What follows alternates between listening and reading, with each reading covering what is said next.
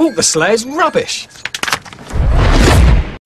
Hello lovelies, let's do another comment video, because low effort content is good.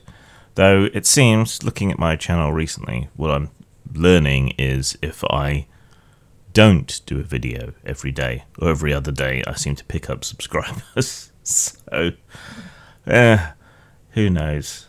I kind of worry about YouTube though, now that they're trying to stop ad blockers. Whether it will increase the amount of money that comes into content creators, or whether it will drive so many people off the platform it becomes non-viable, or whether ad blockers simply find a way around it. I guess we'll find out. But it seems like it's driving people away from the Chrome browser. But anyway, I digress. That's what I do. I drink and I digress. Alright. Doctor Who has been a site of controversy for a while, and I commented more on the Davros thing than the new episode, of which we'll get another tonight, I believe. Truffle says, I know it's a week late and nobody's going to care, but there's a quote from a Tom Baker episode, The Face of Evil, that sounds quite relevant. You know, the very powerful and the very stupid have one thing in common. They don't alter their views to fit the facts. They alter the facts to fit their views, which can be uncomfortable if you happen to be one of the facts that needs altering. Yeah, that's kind of relevant.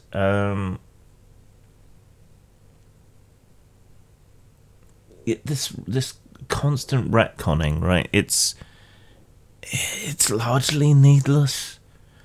We've had retcons and things in the past. I mean, the whole genesis of the Daleks and everything was in and of itself a retcon of a sort, but it was done well, and it was done for the sake of story. It was not done poorly, and it was not done for any other reason particularly. So it's not that retcons are necessarily bad, or that updating stories and characters and things is necessarily bad. It's a matter of why it's being done and the competence with which it is being done. Truffle also asked, no review of the new episode? No. I feel I would be just joining a chorus of people, many of whom I don't actually like or agree with on a lot of things, if I was just to sit here and bitch about the episode.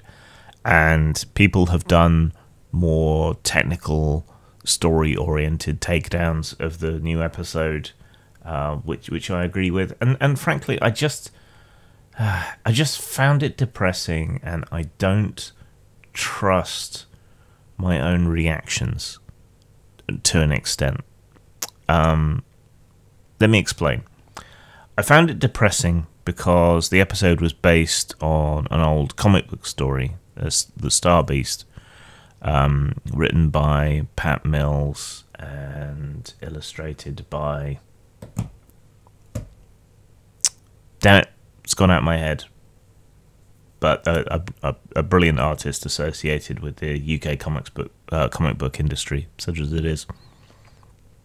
And it was a really good story.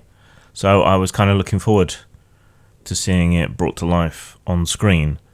And then it was. And while the bones of the story are still there, everything else around it was just kind of, which caused it to be not a particularly good story when taken as a whole. And I don't trust my own instinct, because I have become sensitized over the years to politically correct intrusion, and so it felt to me, watching the show, that it was just a series of tick boxes being ticked off. Here's a disabled character, even though we just got rid of a disabled character. Here's a trans character. Here are some people being intolerant. Here is a character in a wheelchair, but it's a good one in a wheelchair this time, when their wheelchair does stuff. And yeah, it felt like I was just watching a list being ticked off. But I have become hypersensitive to these things, so I don't trust my own perception or instinct. It was making me groan, but that doesn't necessarily mean that anyone else would. And none of those things are necessarily bad in isolation. After all, I would have argued that, you know, a crippled character, Davros, is a good thing. And the difference between Davros and the hero character in a wheelchair, lack of characterization, but I guess there isn't much time. Anyway, moving on. Midnight Green says, Elon Musk was correct when he dubbed it the woke mind virus. Shows, films and other media has been cutting off their own noses to spite their faces. It's beyond pandering now. It's brain-rotted, blind slavery. So a mind virus is a meme, or a memeplex. So it's any self-replicating idea. Ideologies are mind viruses. Religions are mind viruses. Anti-woke is probably a mind virus as well. So it's not really an Elon Musk thing. It's a more general truth about things, I think. But it does spread and it does enforce in a similar way to religions, actually. You know, identifying outsiders, motivating people to act against them and to cover up their own indiscretions and so on.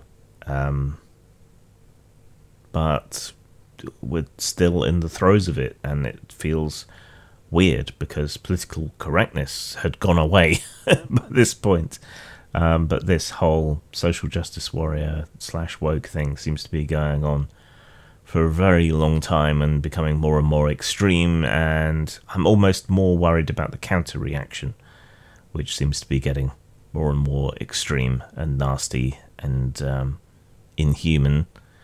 And a lot of people's negative reaction is justified to an extent, but a lot of people seem to be losing their empathy and compassion in the process. Queen Bee says, what's been a trip for me has been watching every supposed progressive from my early life turn into an out-of-touch virtue signaler who doesn't actually understand what they're trying to stand up for. It's this weird state of hubris where so many creators just think they know better now than other people. Not just creators. I think it's anybody who has styled themselves as a heroic activist is often out of touch with the people they're supposedly standing up for. Like, there's a lot of people in racial minority communities who feel weirdly excluded by what's going on. Certainly same can be said for people in the disabled community, which I'm a bit more au fait with. You know, why did you do this for us? We never asked you to do it. We don't like it. Certainly the trans community outside of the activists is often eye-rolling about what the activists do and say and how on the nose a lot of their activism is. But there's no smaller minority than a minority of a minority, I suppose. Moving on the Pirates of Darkwater video, which only just released, Tiki the Hut says, God, I loved this cartoon and the ship designs. I'm running an awesome Ghosts of Saltmarsh D&D 5e campaign right now. It has black powder firearms, ship chases and battles, and swashbuckling aplenty. If anybody wants my house rules or references, let me know. So, yeah, if you feel like doing that, go and leave them a message in the comments. For D&D 5e adjacent ship rules and so on, I personally would recommend the new 5e version of Iron Kingdoms, which would be very easy to kit bash into Spelljammer as well, so worthwhile. Just a Passerby says, so how much would China Mayville have stolen from this? I'm not sure if China would have stolen anything from Pirates of Darkwater, but certainly looking particularly at the scar, you could draw that inference, I suppose. And I think the immense mishmash of different fantastical races and so on is certainly a Mavelian sort of thing. Captain Pazuzu says, I can't believe anyone else remembers this cartoon. I loved it when it came out, even though I was in high school. I've used Darkwater in my campaigns before. Great find, Grim. Yeah, I didn't know there was an RPG. I don't think most people know there was an RPG, and it's not really an RPG, which is probably why not many people know about it. But it was a very, very well realized world. You know, looking through the series Bible and the RPG, there's a lot of information there, and it is a captivating and different world. It's like an inverted Dark Sun in a lot of ways. Captain Pazuzu also says, do the Inhumanoids. I don't remember the Inhumanoids, so I have no personal attachment to it. And for me to be able to make a video like this one, or like the one I did about the He-Man lore Bible, which is fantastic, you know, the series Bible needs to be available somewhere on the internet. And it needs to be big and expansive enough for me to do a longer form video on it. So, and ideally it needs to be a series I've heard of or have watched. I've heard of the Inhumanoids. I never watched it. I don't remember it being over here.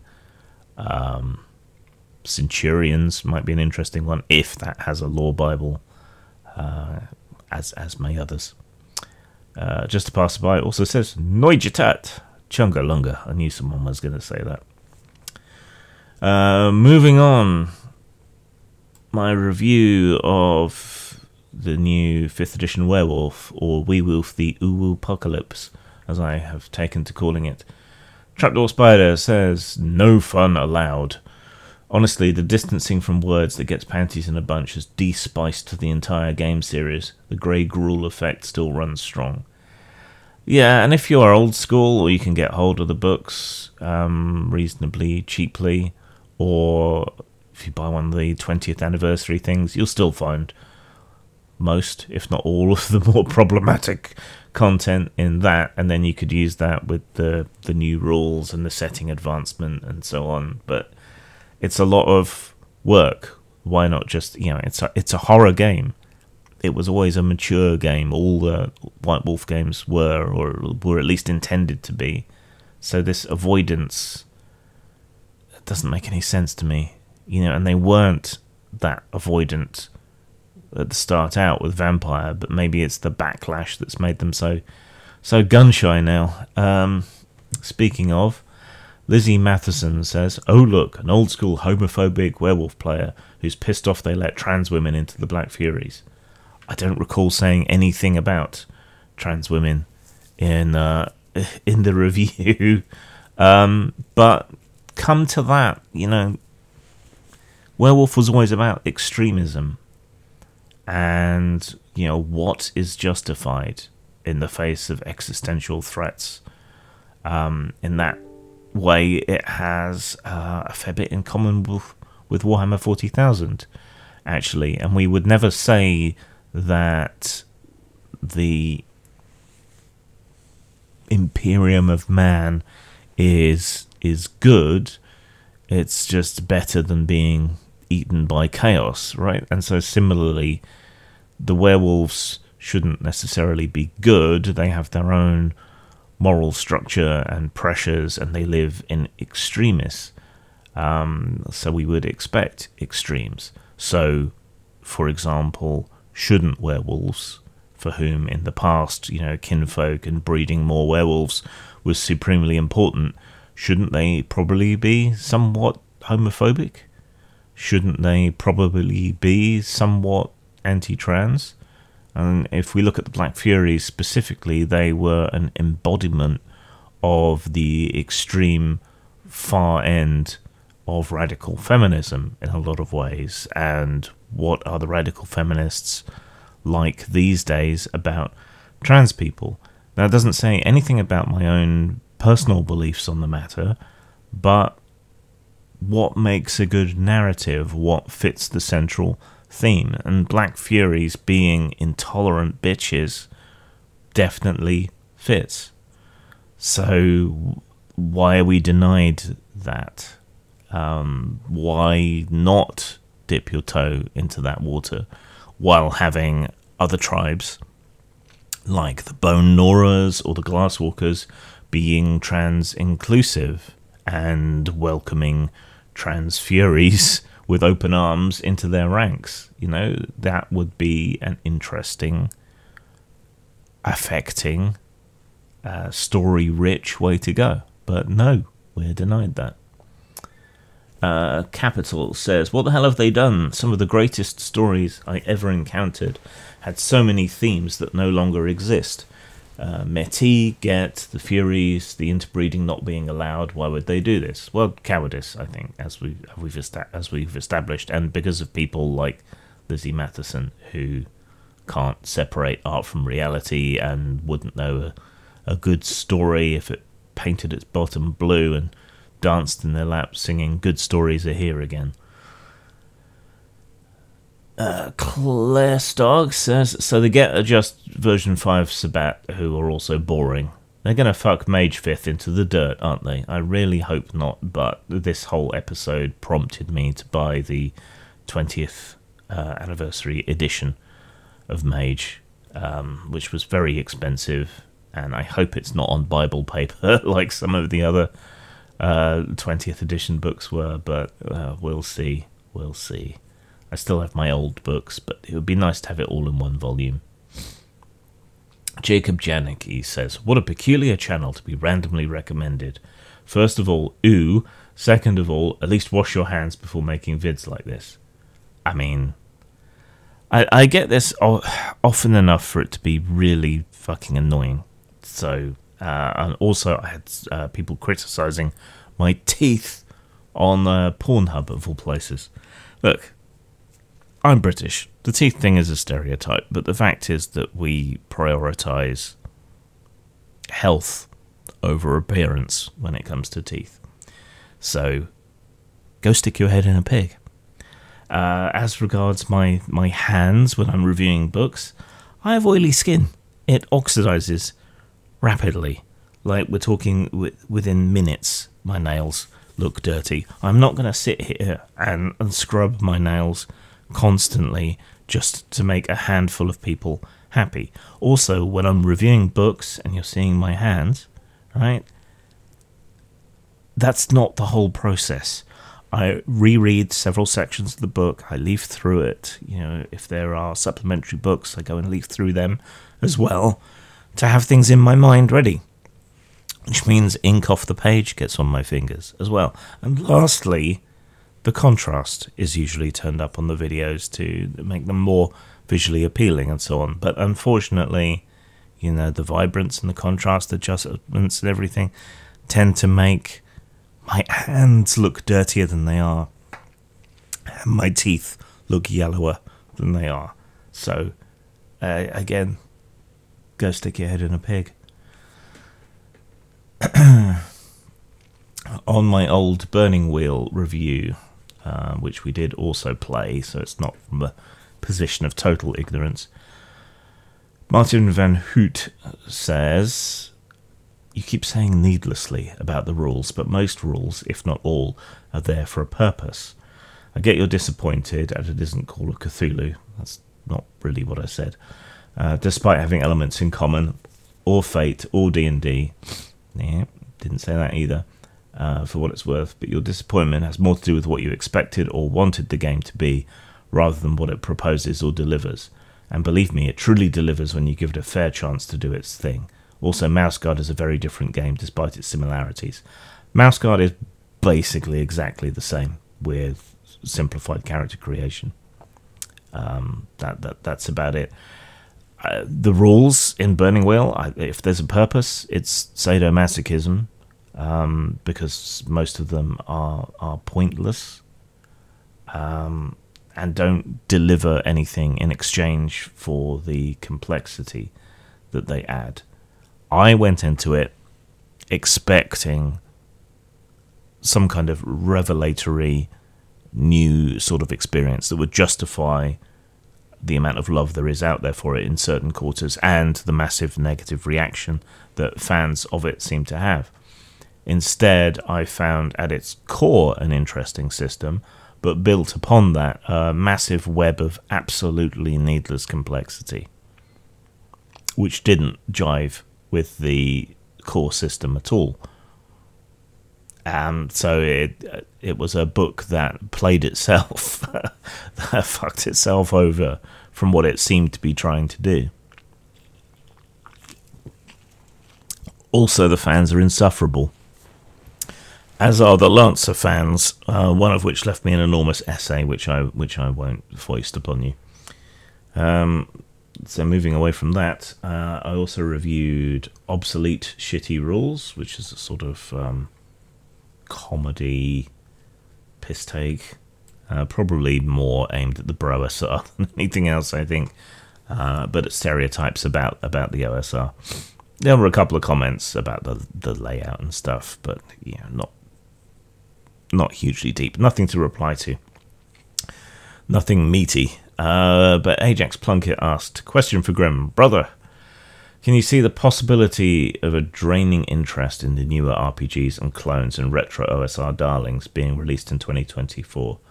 Sort of drifting away or underperforming because of apathy, because of the we bought too much man. Many will refuse to shell out even more for RPGs when they own so much now. As a cherry on top, a late 2024 release of a bland D&D 5.78th edition of much the same. To an extent, yeah.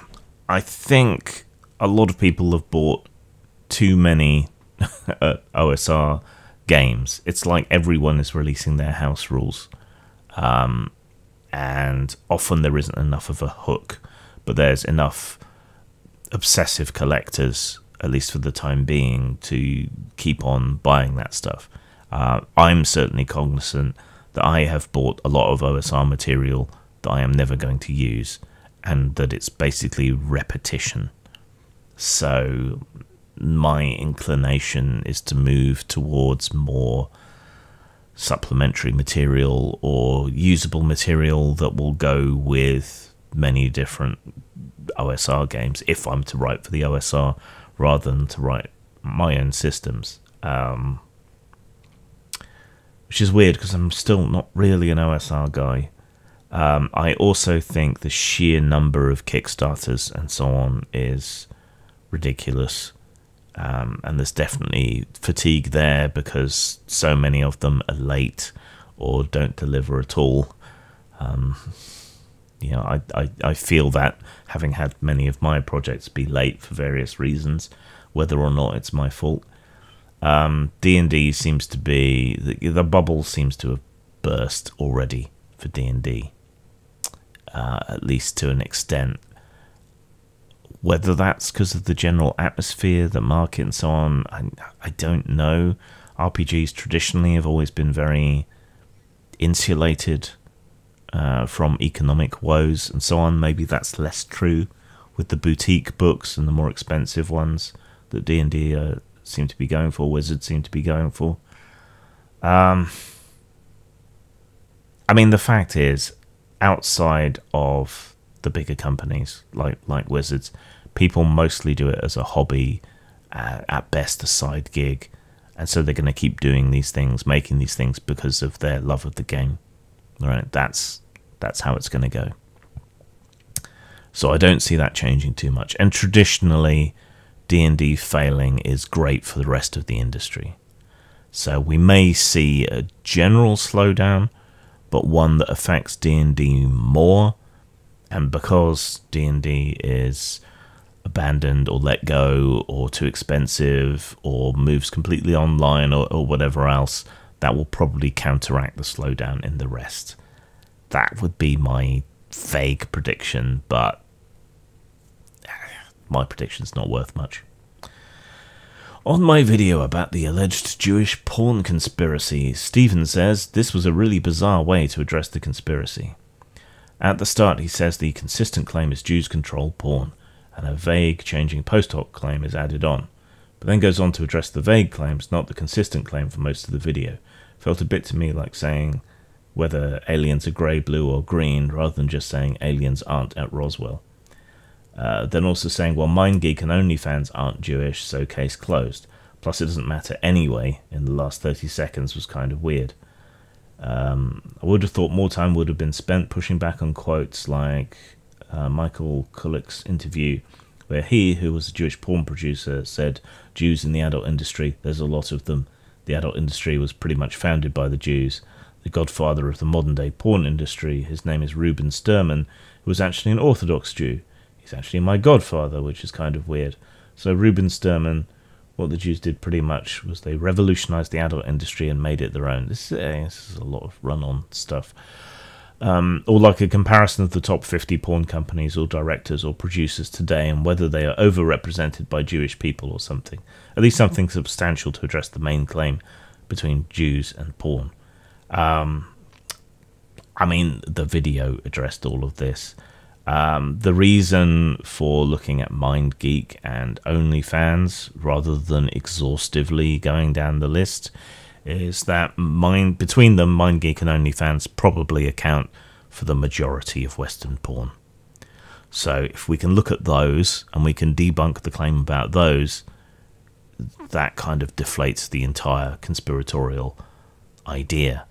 There's also this assumption about pornography on the far right that it has some sort of ideological intent. Now, business does cross over with ideology to an extent in the porn industry around issues like free expression, what constitutes art, whether we have a more liberal viewpoint, when the age of majority and the age of consent is, things like that. But that's much of a muchness and doesn't marry up to any of the conspiracy theories that they're on about. So, I mean, all of this is in the video, so maybe watch it and listen this time. And lastly, on the Kalergi plan, Lord Hegermonster says, "You're too obsessed with Kalergi and his book. The greater movement is obviously occurring. Visit the US southern border. 4 million new immigrants by January 15th. This info is easily obtainable. Do your own research." By all means, do your own research, but stick to credible sources. The last year for which I could find the most fulsome figures was 2019, in which the gross immigration to the US overall was, I believe, 1.9 million, which is around a third of 1% of the population. But of course, net migration means people leave as well. So 1.9 million in a whole year versus 4 million between now and mid-January seems manifestly unlikely, Mr. Hegermonster. It's not obvious that any great conspiracy to drive mass immigration is going on. No, not when there's things like economic issues and geopolitics and wars and stuff going on. Now, what could have happened recently that might be driving lots of immigration? Like, oh, I don't know, say the war in Ukraine or the war in Gaza, perhaps, or various issues of economic instability in various other countries. We may well see a mass exodus from Argentina in the near future. You know, there's no need for a plan, and Western countries needing immigration doesn't require there to be a plan either. There's nothing there. There is no substance to your conspiracy theories. And I talk about Kalergi and his book because that's the conspiracy theory I'm addressing. If you want me to address the myth of some kind of nefarious side to mass immigration, I would be happy to do so in a different video. But this one is about this conspiracy theory, the Kalergi plan conspiracy. The other comment on here that was most common is, yet again, this hasn't aged well. So you say, but Why? Where? Nothing in this alleged plan is happening anywhere, so how has my video against it not aged well? Show me. Show you're working. Clark Potter also says, did he really try to claim that they, presumably Jews, don't control banking and the media? A quick Google search would set that straight. Yes, it would, but not in your favour. Zang. A lapidary of wondrous stones and a bestiary of sundry creatures are two OSR resources by Neil Coates, providing you with the alchemical and magical supposed properties of stones, and a bestiary of all the strange creatures in their original interpretations in medieval lore. Available at lulu.com, drive-thru-RPG, and post-mort.com.